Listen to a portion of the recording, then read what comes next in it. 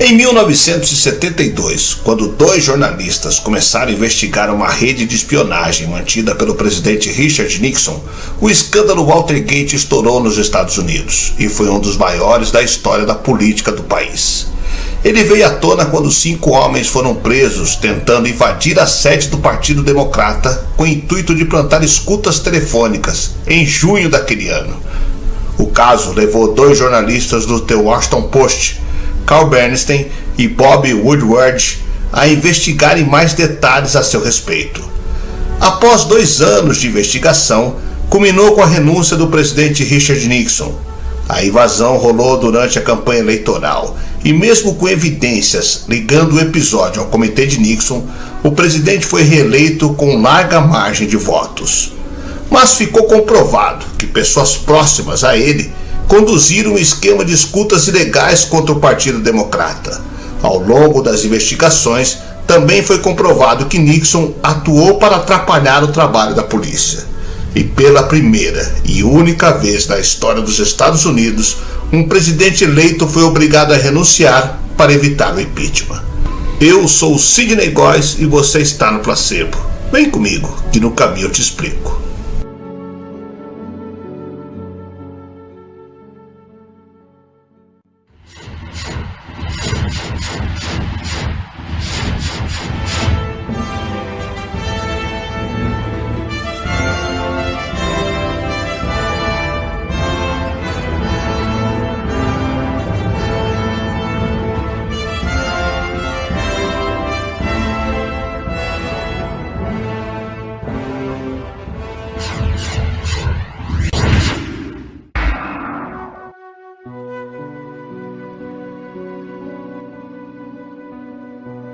Na madrugada do dia 17 de junho de 1972, 5 homens vestindo terno e gravata, calçando luvas cirúrgicas e carregando milhares de dólares nos bolsos, foram surpreendidos arrombando o escritório do Comitê Nacional do Partido Democrata, localizado no 6º andar do edifício Watergate em Washington, capital dos Estados Unidos.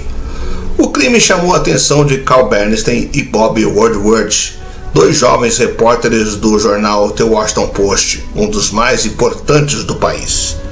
Eles passaram a seguir as pistas com a ajuda de uma fonte sigilosa que por 33 anos foi conhecida apenas como Garganta Profunda. Mark Felt, a verdadeira identidade sob o pseudônimo, era na época o 2º homem da direção do FBI, a Polícia Federal Norte-Americana. Ele morreu aos 95 anos no estado da Califórnia. Felt havia revelado em 2005 ser a fonte anônima mais bem guardada das últimas décadas, por meio de um artigo de sua autoria publicado na revista Vanity Fair. A contribuição do ex-agente do FBI nas matérias publicadas no Post culminaria 2 anos depois da invasão ao quartel-general dos Democratas, com a primeira renúncia de um presidente norte-americano. Além disso, mudaria para sempre o cenário político da maior potência mundial. Watergate entraria para a história como o mais famoso escândalo dos anos 70 e Garganta Profunda como o personagem mais misterioso da política dos Estados Unidos.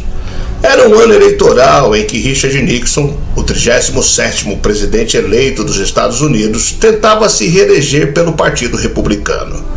Porém, não havia nenhuma evidência que ligasse o presidente ao grupo detido arrombando o escritório do partido rival para instalar escutas telefônicas.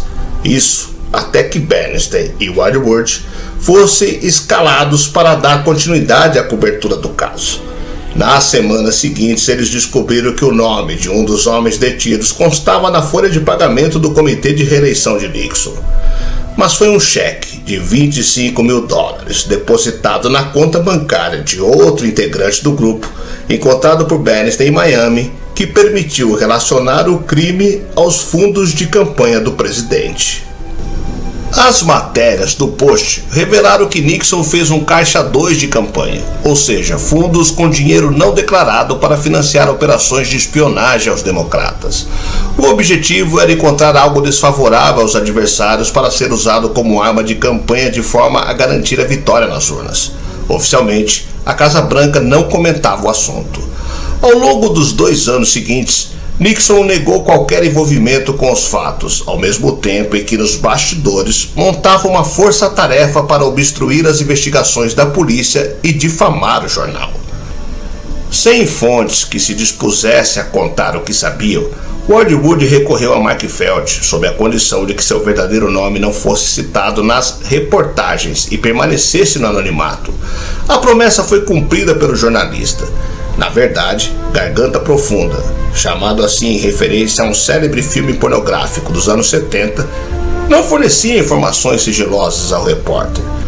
Em seus encontros às escondidas com Ward Wood, em um estacionamento subterrâneo, ele apenas confirmava ou desmentia as informações, colocando os jornalistas no caminho certo.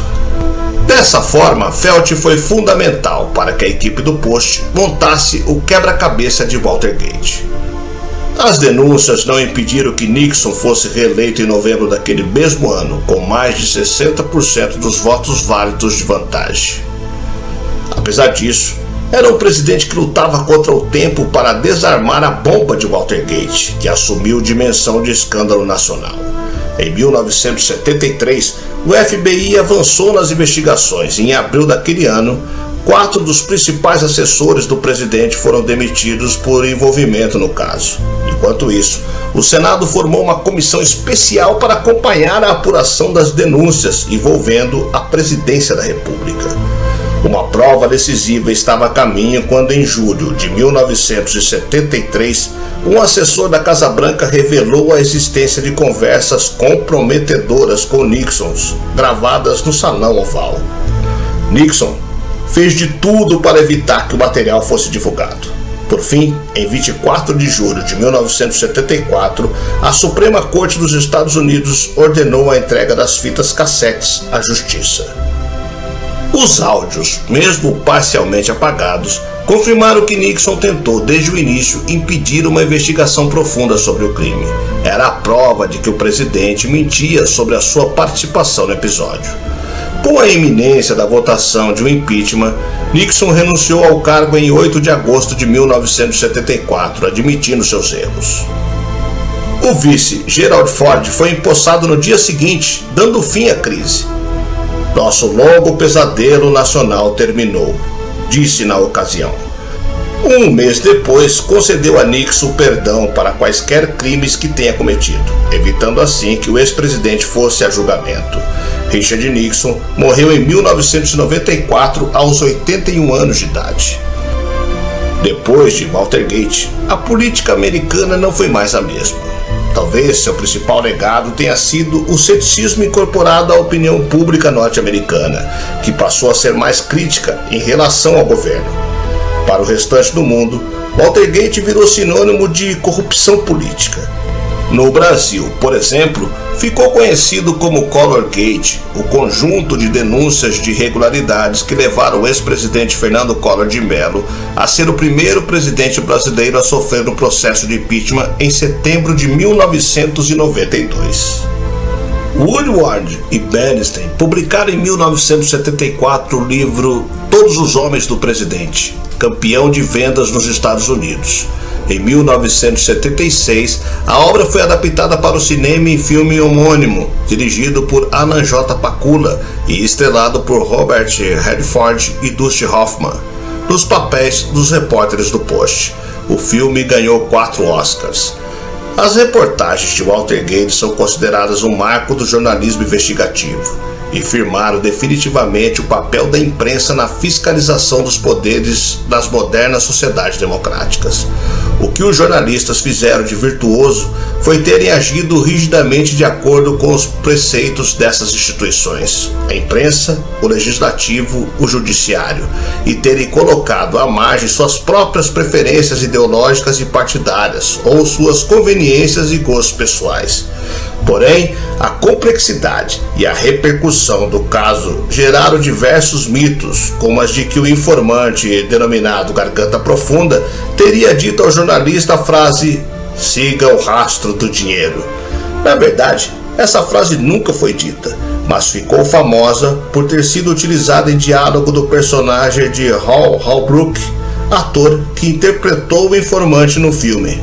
a produção mais famosa sobre o caso.